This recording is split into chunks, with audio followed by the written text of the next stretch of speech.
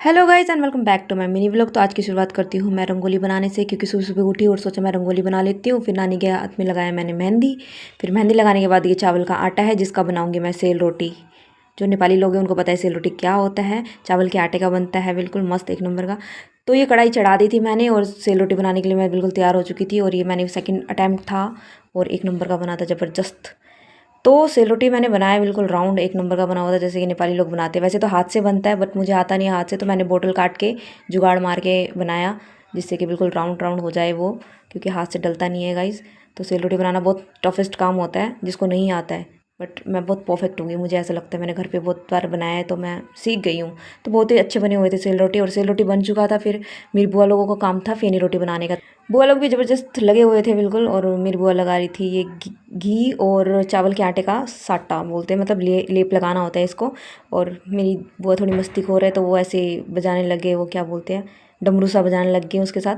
तो फिर इसको कट कर लिया छोटे छोटे लोई में, और उसके बाद मेरी बुआ इसको रोटी की तरह बना रही थी। और बीच में से कट कर देते हैं इसको ताकि अच्छे से पफी पफी बन जाता है।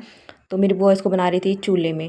तो एक दो अटैम्प्ट थोड़े अच्छे नहीं थे तो बेचारी बुआ डर गई थी, बट बहुत अच्छे बने थे गाइस, बिल्कुल मस्त एक नंबर का। तो ये घी और मेन मैदे में ही बनता है, बहुत एक नंबर का बनता है गाइस। खाने में बहुत टेस्टी होता है। और ये नेपाल में ऐसा होता है कि आप 1 महीने तक इसको खा सकते हो स्टोर करके। मतलब नेपाल में ऐसा होता है, मॉर्निंग और इवनिंग का स्नैक्स होता है ना, यही होता है, बिल्कुल समझ रहे हो। तो इसलिए यहाँ पे भी हमने बना लिया और एक नंबर का बना था गाइस, बहुत मस्त। मैंने खाया नहीं क्योंकि मैं देख देख के पेट भर गया था मेरा।